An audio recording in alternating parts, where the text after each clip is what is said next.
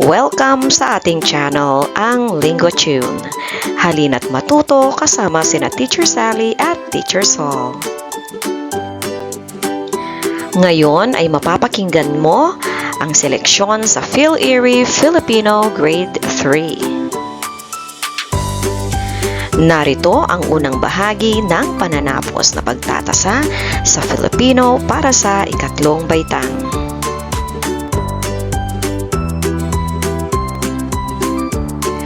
Ano-ano ang ginagawa mo pagkatapos ng bagyo? Tignan kung ano ang ginawa ng mga bata sa kwento pagkatapos ng bagyo. Ang pamagat ng ating kwento ay magtulungan tayo. Papasok na ng paaralan ang tatlong mag-aaral. Nakita nila ang nagkalat na mga sanga ng puno sa mahabang daan. Katatapos lang ng malakas na bagyo at di pa nalilinis ang ilang kalsada. Pagdating sa paaralan, gayon din ang kanilang nakita. Maputik ang silid at madungis ang pader. Nagkalat ang mga dahon sa buong paligid. Hali kayo! Tawag sa kanila ng mga kaklase. Tulungan natin si Ginang Ramos sa paglilinis. Mabilis na kumilos ang mga mag-aaral. Tahimik silang tinitignan ni Ginang Ramos. Maraming salamat mga bata. Natatapos agad ang gawain kung nagtutulungan, sabi niya. Makinig sa mga tanong at piliin ang tamang sagot. Ano ang nakita ng tatlong mag-aaral papunta sa paaralan? Nakita nila ang A. Malakas na bagyo, B. Makalat na paligid, C. Mga natumba na poste. Bakit marumi ang silid-aralan na nadatnan ng mga mag-aaral? A.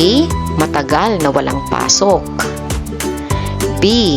Katatapos lang dumaan ng bagyo, C. Walang tigil ang pagkakalat ng mga kamag-aral.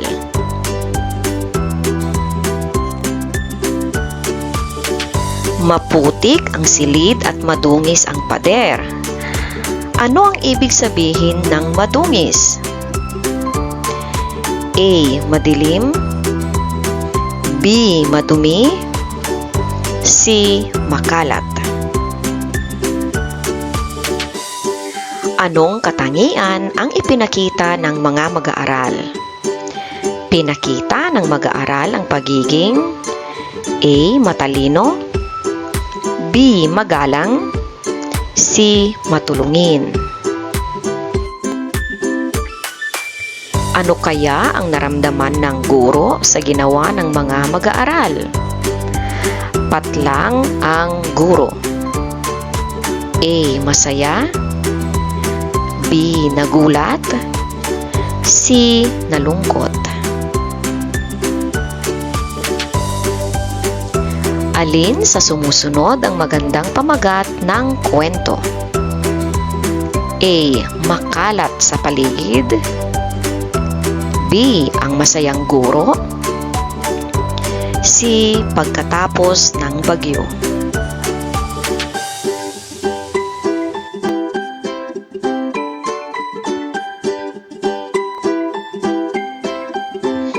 Ano ang ginagawa mo kapag Sabado?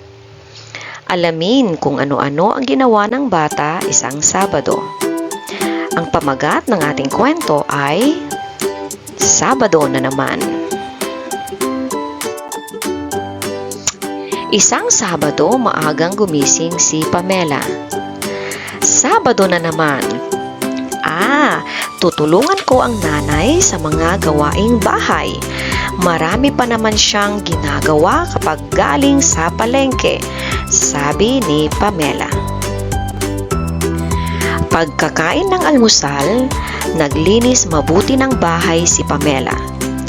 Mabilis niyang iniligpit ang nakakalat na mga laruan sa sala. Maingat niyang pinunasan ang mga bintana at sahig, saka siya nagwalis. Pagkatapos maglinis ay kinuha niya ang kanyang manika. Masigla siyang lumabas ng bahay. "Halika, Rosella, maglaro na tayo," masayang bati ni Pamela sa kanyang kaibigan. Masayang naglaro sina Pamela at Rosella. Makinig sa mga tanong at piliin ang tamang sagot. Ano ang ginawa ni Pamela sa kwento? A. Nilinis niya ng mabuti ang bintana at sahig. B. Iniligpit niya ang nakakalat na manika sa sala. C. Naghugas siya ng pinggan pagkatapos ng hapunan.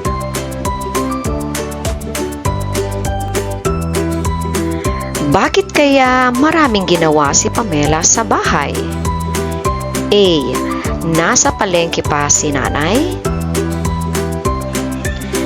B. Wala siyang pasok kapag Sabado. C. Nais niyang makapaglaro sa labas.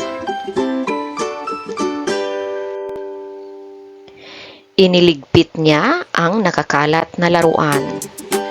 Ang ibig sabihin ng iniligpit ay A. Inayos. B. Itinabi. C. Pinagsama.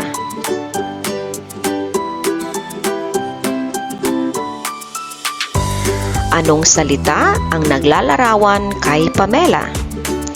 Si Pamela ay A. Maingat. B. Magalang. C. Matulungin.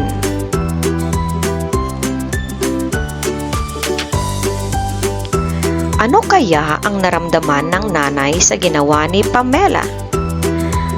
Patlang si nanay. A. Nagalit. B.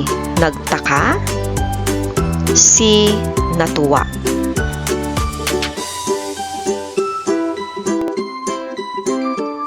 Alin sa sumusunod ang magandang pamagat ng kwento? A. Oras na para maglaro. B. Oras na para tumulong. C. Araw ng palengke ni nanay. Salamat sa panunood. Huwag kalimutang mag-like, mag-comment, mag-share at mag-subscribe.